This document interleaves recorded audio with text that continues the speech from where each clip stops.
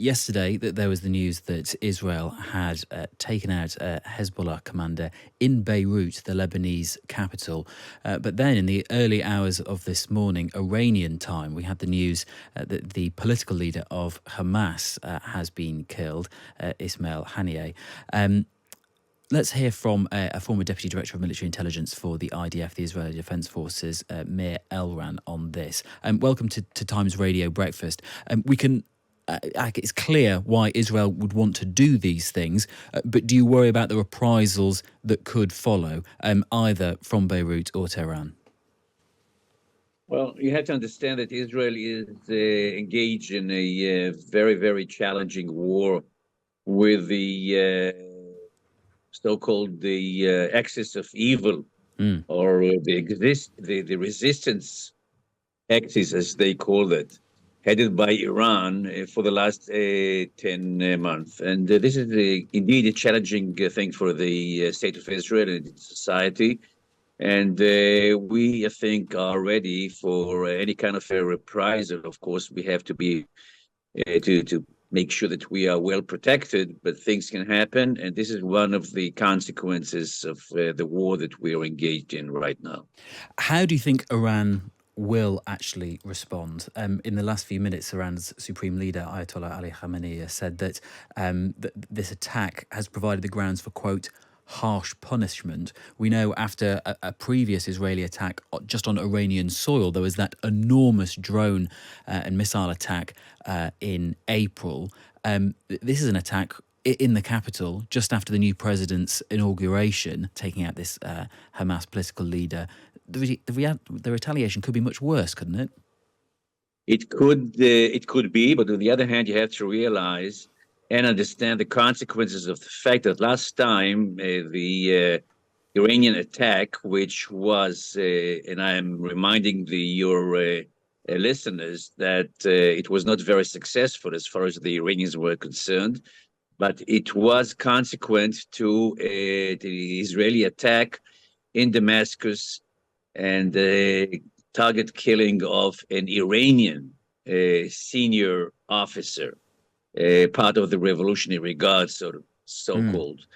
And now we're talking about another situation, of course. Haniyeh is a Palestinian leader, or was a Palestinian leader. He was indeed targeted inside Iran, and this also is significant. I'm not saying that it's not, and I'm not saying that the Iranians will not respond. They definitely might, but it sounds like you're less worried about it, and you think that they would be more annoyed as they were in the past about an Iranian being killed on Syrian soil as opposed to a Palestinian being killed on Iranian soil. Yeah, I just wanted to remind our listeners that this is a different situation. Yes, but I don't suggest that they will not reciprocate. I think that they might do that. Of course, they will have to take the consequences. And I want to remind ourselves also that the last time when the major high trajectory attack on Israel with missiles, drones, and whatever on April 14th was not very successful as far as the Iranians. On the contrary, we managed to defend ourselves. Nobody was hurt, and the Iranian capacities were, proven to be not really very effective. So I don't think that past precedences are necessarily a very good guidance for us when we look at the future. But yes, we have to be vigilant, we have to be ready, and we have to be in a position to foil any kind of an Iranian or other attack, as we are doing for the last 10 months around us from different attacks by the proxies of Iran.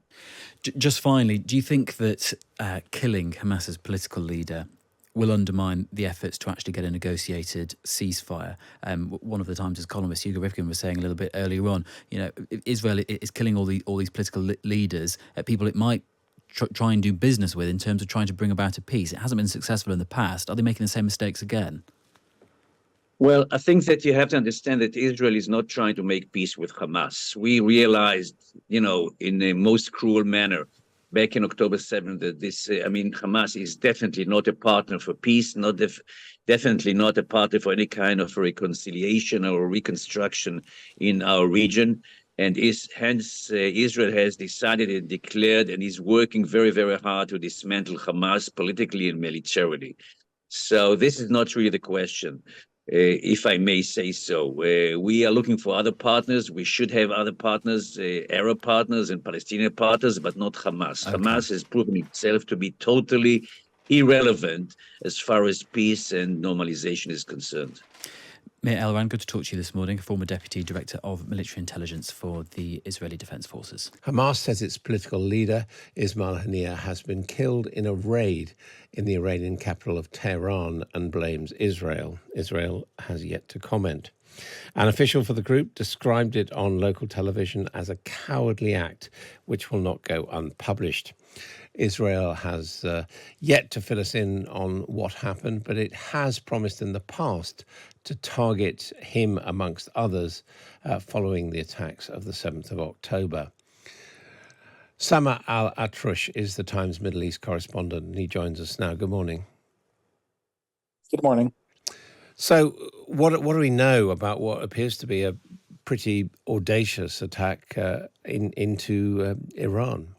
What the Iranians are saying for now is that Ismail Haniyeh's place of residence, which was quarters reserved for veterans from Iran's war, were bombed at about 2 a.m. Tehran time.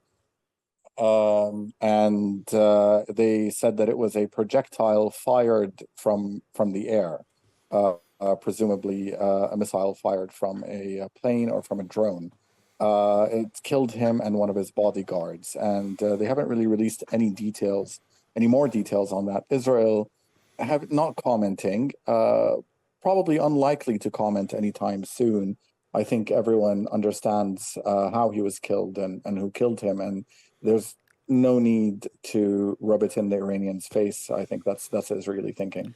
I mean, they have said that senior Hamas leaders will be targeted, and presumably they had intelligence that Haniyeh was in Tehran to meet the newly sworn-in president.